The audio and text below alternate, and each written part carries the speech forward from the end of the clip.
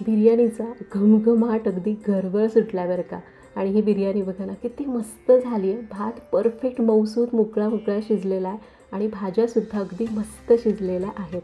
अंदमानमध्ये असताना ना मी बिर्याणीचे खूप वेगवेगळे प्रकार शिकून घेतले. त्यानंतर मला आवडायचं म्हणून मी फूड ऑर्डर्स घ्यायचे. इतके बिर्याणीचे प्रकार केलेत ना, झोपेतनं उठून मला जरी बिर्याणी बनवायला सांगितलं तरी मी करू शकते. तर आज करूयात मस्त दमदमीत अशी व्हेज दम बिर्याणी. तर काय झालं ना, बाजारामध्ये गेले होते. डोक्यात नव्हतं की स्वयंपाकाला करायचं आहे काय, पण छान आता थंडी सुरू व्हायला लागली आहे ना, भाज्या मस्त यायला लागल्यात. मग पटकन त्या भाज्यांकडे बघून वाटलं की चला आज बिर्याणी करू. मग काय भाज्या घेतल्या, डेअरीमधून पनीर आणि ताजं ताजं दही घेतलं आणि म्हणलं चला घरी जाऊन मस्त पनीर व्हेज दम बिर्याणी करू. तर माझी एक साधी सोपी एकदम सुटसुटीत रेसिपी तुमच्यासोबत शेअर करणार आहे. तुम्ही जर प्रॉपर फॉलो केलं ना तर तुम्हीसुद्धा परफेक्ट हॉटेलमध्ये मिळते ना तशी बिर्याणी करू शकाल.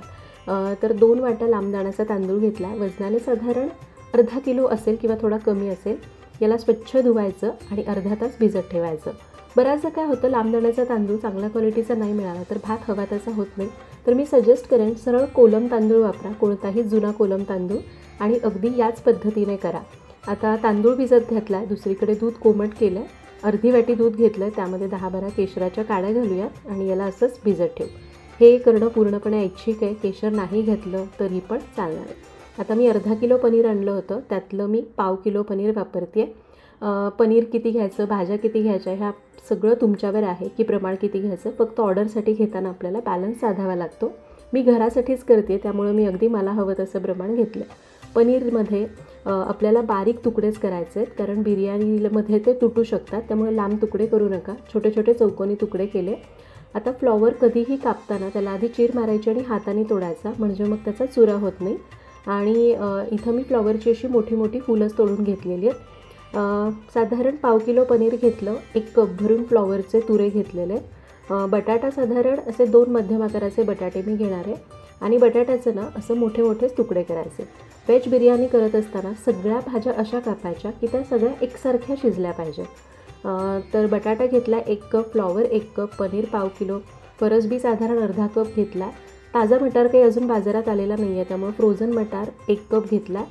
गाजर मिळालं आहे पण ते खूपच जाड आहे त्यामुळे मी आधी साल काढलं. त्याच्यामधला जो नळचा भाग असतो ना, कडक भाग, तो काढून टाकायचा. गाजर मात्र थोडंसं पातळ कापायचं, कारण ते इतर भाज्यांच्या तुलनेमध्ये लवकर शिजत नाही. कोवळी असतील तर मोठी मोठी कापू शकता. आता सहज काजूची बरणी समोर होती. म्हटलं चला आज काजू पण घालू, शाही बेत करू. आणि त्यासोबतच थोडेसे बेदाणे घेतलेत. बेदाणे काजू नाही घातले तरी पण चालतील. आता बिर्याणीमध्ये टोमॅटो तसा घातला जात नाही, पण व्हेज बिर्याणीला असं थोडासा एक रस तयार होतो, थोडीशी ग्रेव्ही तयार होते म्हणून मी 2 चांगले पिकलेले टोमॅटो, खूप बारीक नाही, असे मोठेच चौकोनी कापलेले. आता बिर्याणी म्हणजे बिरिस्ता, म्हणजेच तळलेला कांदा हा पाहिजेच. तर साधारण 4 मध्यम आकाराचे कांदे मी चांगले स्वच्छ धुतले. त्याचा जो देठाचा भाग असतो ना तो कोरून काढायचा आणि मग त्याला पातळ कापायचं किंवा स्लायसरने स्लाईस करायचं, म्हणजे छान असा तो सुटा सुटा होतो.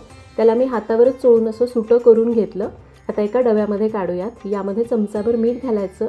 हे मीठ या कांद्याला चोळून याला 10-15 मिनटं झाकून ठेवायचं.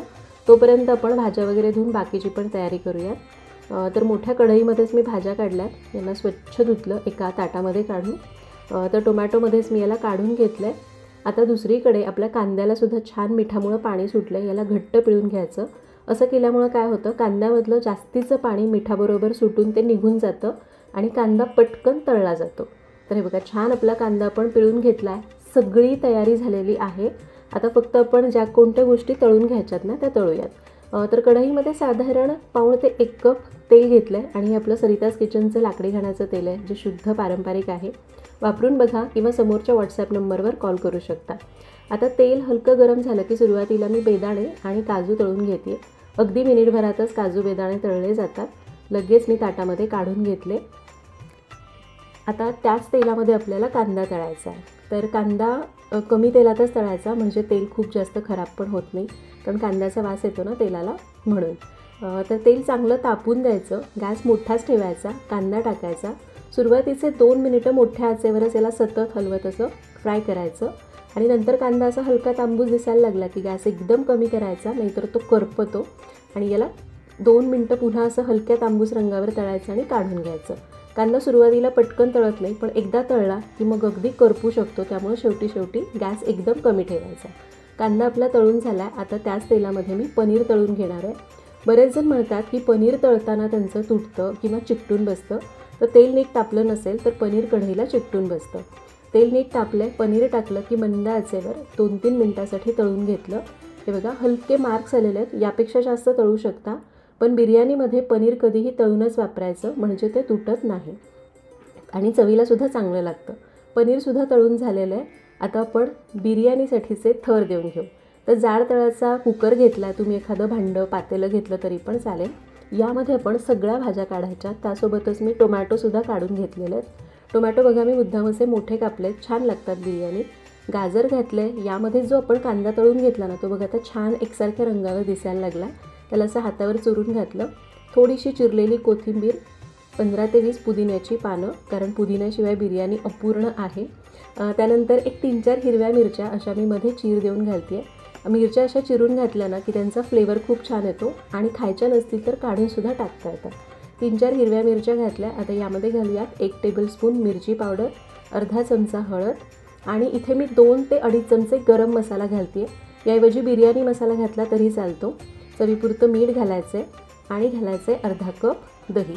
आता बिर्याणी मसाला आणि गरम मसाला जो असतो ना, तो सगळा एकसारखाच असतो. फक्त बिर्याणी मसाला जाडसर वाटलेला असतो आणि गरम मसाला बारीक वाटलेला असतो. फरक एवढाच आहे, कोणताही चालतो, प्रमाण तेच घ्यायचं आहे. आता यामध्येच मी अर्धा कप कांदा तळून राहिलेलं तेल घातलं. याला चांगलं एकजीव केलं आणि मग यामध्ये घालायचं आहे तळलेलं पनीर. पनीर शेवटी घालायचं. याचसोबत मी बेदाणे आणि काजूही घातलेत आणि याला हलक्या हाताने मिसळायचं. पनीर तुटू नये ना, म्हणून मी आधी भाज्या चांगल्या मिक्स केल्या आणि मग पनीर हलक्या हाताने मिसळलं. तर हे बघा आपण सगळं साहित्य याला लावून घेतलेलं आहे. 15-20 मिनटं याला असंच बाजूला ठेवूयात. दुसरीकडे एवढं सगळं होईपर्यंत आपले तांदूळ चांगले भिजलेले आहेत. भातासाठीची तयारी काढू. 1 इंच दालचिनी, 1 जावित्री, 10 ते 12 काळी मिरी, थोडी जास्तच झाली म्हणून मी पुन्हा काढली. 5-6 लवंग, 2-3 चक्रफूल, 2 तमालपत्र, चमचाभर साधं जिरं किंवा शहाजिरं वापरा. थोडी पुदिन्याची पानं, बारीक चिरलेली कोथिंबीर आणि लिंबू. दुसरीकडे मी पाणी भातासाठी मोठ्या भांड्यामध्ये उकळायला ठेवलेलं आहे. भांडं मोठं घ्यायचं आणि पाणी भरपूर हवं. यामध्ये आपल्याला पाणी उकळलं की यामध्ये घालायचे 4 चमचे मीठ आणि थोडासा पुदिना, कोथिंबीर आणि खडे मसाले. मीठ या भाताला आपण भरपूर घालतो आहे, कारण पुन्हा हे पाणी काढून टाकणार आहे ना, मीठ त्याच्यासोबत निघून जातं. भात पाहिजे तेवढं ॲब्झॉर्ब करतो. आता हे सगळे खडे मसाले घातल्यामुळं पाण्याचा रंग काळवंडला आहे. त्यामुळं भाताला काळवंडलेपणा येऊ नये म्हणून अर्ध्या लिंबाचा रस घातला की अगदी जादू झाल्याप्रमाणे पाणी अगदी स्वच्छ नितळ झालेलं आहे. आता गॅस मोठाच ठेवायचा. पाणी खळखळ उकळतं हवं आणि यामध्ये आपण मगाशी भिजत घातलेले तांदूळ चांगले निथळून घालायचे. लक्षात घ्या, तांदूळ घालत असताना गॅस मोठा आणि पाणी उकळतं हवं. तांदूळ घातले की याला एकदा हलक्या हाताने ढवळायचं आणि याला उकळी येण्यासाठी ठेवून द्यायचं. आता सगळ्यात महत्त्वाचं म्हणजे आलं लसूण पेस्ट 2 चमचे यामध्ये घालायची माझी विसरली होती, माझ्या लक्षात आलं आणि ती घालून मी याला मिसळून घेतलं. दुसरीकडे तांदळाला चांगली उकळी आली आहे. हलक्या हाताने ढवळायचं आणि 3 ते 4 मिनिटं मोठ्या आचेवर न झाकता उकळून घ्यायचं. 3 ते 4 मिनिटं उकळून घेतल्यानंतर बघा आता तांदूळ आपला 80% शिजलेला आहे. ते कसं ओळखायचं? एक शीत बोटावर दाबलं की त्याचे असे 2-3 तुकडे झाले पाहिजेत आणि हलका मॅच झाला पाहिजे. संपूर्ण मॅच व्हायला नको. गॅस बंद केला आहे. आता जो भाज्यांचा कुकर होता तो मी गॅसवर चढवला आहे, पण गॅस अजून बंदच आहे. यामध्ये आपल्याला हा जो तांदूळ शिजवला आहे की नाही, तो झाऱ्यावरून निथळून घालायचा. असाच तांदूळ घालायचा. खूप पण एकदम पाणी खूप निथळून घेऊ नका. झाऱ्यावरनं घेतलं की आपोआप जेवढं पाहिजे तेवढं पाणी निथळलं जातं. अर्धा भात लावला. त्यानंतर यामध्ये जे दुधामध्ये केशर भिजवलं होतं ते दूध घातलं, अर्धं दूध घातलं. 2-3 चमचे साजूक तूप घालायचं.